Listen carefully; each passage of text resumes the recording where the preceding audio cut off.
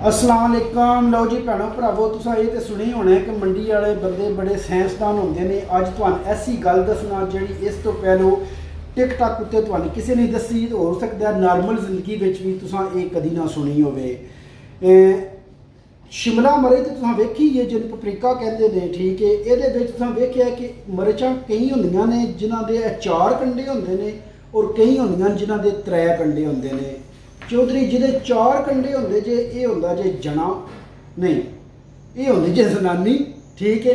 और जिहदे 3 कंडे होंदे जे, ये होंदा जे जना।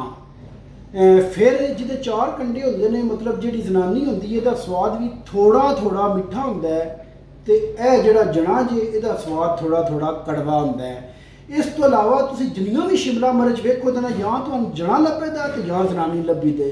हो सकता है कोई शिमला मिर्च तुहाडे इंज दी हत्थ विच आ जाए जिहड़ी मतलब है 4 ही कंडी होण दी, एक विचों फिसी आवे, वो फिर खुसरा होना जे। और ये मजाक नै जे, हकीकत विच ये तुसीं गूगल विच सर्च कर सकते हो, ठीक है। तो ये तुहानूं जिहड़ा चीज़ लभ जाएगी। बहुत शुक्रिया भी।